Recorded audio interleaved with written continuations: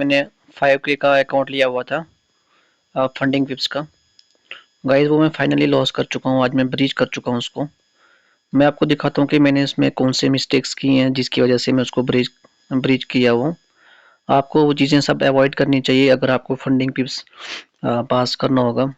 इस बार गाइस मैंने फंडिंग पिप्स लिया हुआ था जिसमें मेरे को $500 प्रॉफिट करना था। गाइस मैंने डिसाइड किया हुआ था इस बार कि मैं इसको 0.02 लॉट से ही ट्रेड करूंगा। मैक्सिमम जो मेरा होगा वो 0.05 ही होगा, इससे ज़्यादा मेरा लॉट बिल्कुल नहीं होगा। क्योंकि गाइस इस बार मेरे को हर हालात में ये मेरे को पास करना था, क्योंकि इससे पहले मैं काफ़ी जो फंडिंग अकाउंट्स थे वो ब्रीच कर चुका था। तो इस बार मैंने डिसाइड किया था कि मैं इसको इस बार 100% पास कर दूंगा, लेकिन डेस्टिनी में शायद था नहीं वो, तो मेरे से वो पास हुआ नहीं, फिर से वो ब्रीच हो चुका है। काफ़ी फंडिंग अकाउंट जो मैं आज तक बहुत ब्रीच कर चुका हूँ। तो इसके बाद गाइज मैंने डिसाइड किया हुआ कि मैं इसके बाद कोई भी अकाउंट बाई करने वाला नहीं हूँ। मैं आपको दिखाता हूँ कि मैंने इसको कहाँ तक पहुँचाया था गाइज।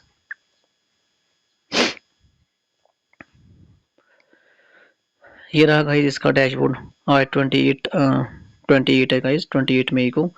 तो इसका ये ब्रीच हो चुका है। मैं दिखाता हूँ गाइज कि मैंने इसको कहाँ तक पहुँचाया था, कितना अच्छा ट्रेड चल रहा था, सब कुछ स्मूथ चल रहा था। गाइज अगर आप देखो ना, डे 1 को मेरा $10 का प्रॉफिट था। एक्चुअली उसमें मेरा $80 का प्रॉफिट हुआ था, उसको मैं लॉस करते करते $10 तक पहुंच चला फाइनली। दूसरे दिन अगर आप मेरा देखो ना गाइस, $145 का प्रॉफिट है। तीसरे दिन देखो तो $240 का लॉस है। तो इसको मैं आई थिंक 4960 तक पहुंचा था मैं इसको, तो मैंने ट्रेडिंग बंद कर दी थी।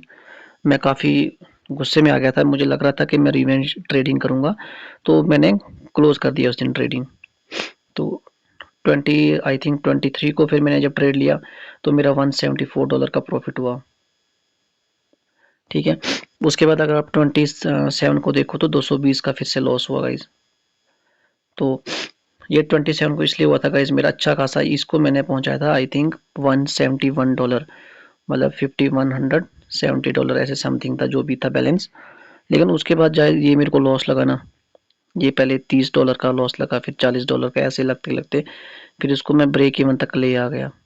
मतलब मेरा ब्रीच होने वाला था, $37 बचे थे, मैंने उस दिन ट्रेड बंद कर दिया कल के दिन।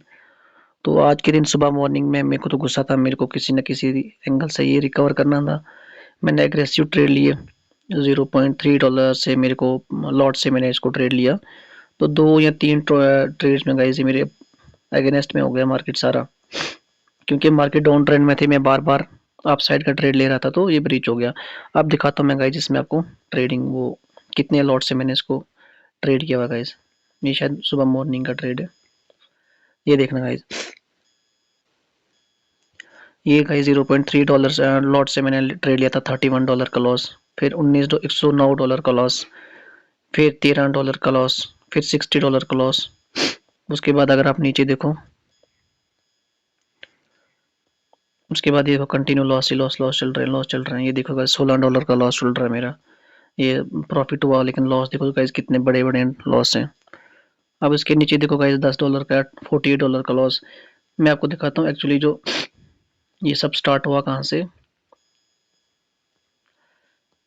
ये देखो गाइस यहाँ से स्टार्ट हुआ था आई थिंक, ये $54 का जब मेरा लॉस लगा ना गाइस, ये वाला, उसके बाद फिर मेरा कंटिन्यू लॉस लगते गए। अब मैं स्टार्टिंग में दिखाता हूँ कि मैंने स्टार्टिंग में इसको ट्रेड कैसे लिया हुआ था।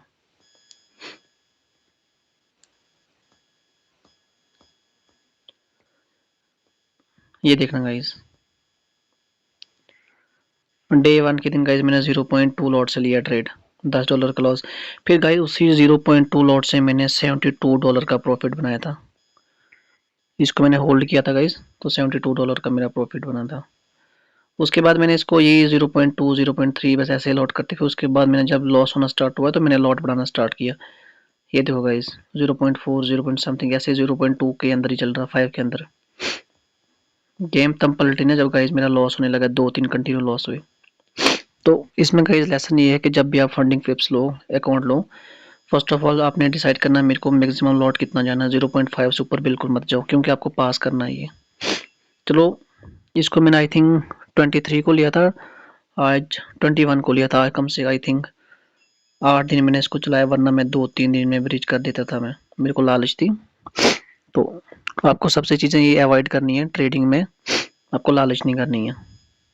मैं इसमें गाइस मैंने एक चीज़ तो इसमें ये सीखी कि अगर आप ट्रेड करते हो, जब भी आपका एसएल लग जाता है तो आपको उसी टाइम ट्रेड बंद कर देना चाहिए गाइस, उसी टाइम। चाहे आपका जैसा मर्जी सेटअप हो, अगर आपको लगता है कि मेरा अब इसके ऊपर नहीं चलने वाला है तो आपको बंद करना चाहिए। आप आधे घंटे के बाद आओ, 2 घंटे के बाद आओ, 4 घंटे के बाद आओ, लेकिन इमीडिएटली मत आओ। एटलीस्ट 2 या 3 घंटे का गैप रखो आप बीच में, उसके बाद आओ फिर ट्रेड करो। उसके पहले ट्रेड करने की कोशिश मत करो, क्योंकि अगर आपको बैक टू बैक 2 या 3 लॉस लगे ना, तो आप उसको हैंडल नहीं कर पाओगे। आप फिर से रिवेंज ट्रेडिंग करोगे। रिवेंज ट्रेडिंग से क्या होगा कि आपका जितना भी साइकोलॉजी है सारी बिगड़ जाएगी, तो आप इसको लॉस कर दोगे। क्योंकि अभी मेरा गाइस, अगर आप मैं मॉर्निंग में देखो तो मेरा $130 का ही लॉस चल रहा था। मेरा बैलेंस था 4870 बैलेंस। अगर मैं इसको गाइस आराम से ट्रेड करता, मैं इसको आराम से गाइस 5000 में इसको पहुंचा देता, लेकिन मेरे को जल्दी थी कि हाँ नहीं यार, मेरे को जल्दी 5000 पहुंचाना है।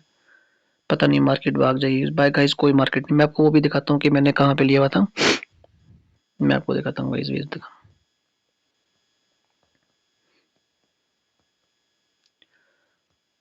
मैं दिखाता हूँ कि मैंने सुबह मॉर्निंग में कहाँ पे ट्रेड लिया हुआ था गोल्ड में। ये 5 मिनट का चार्ट है गाइस।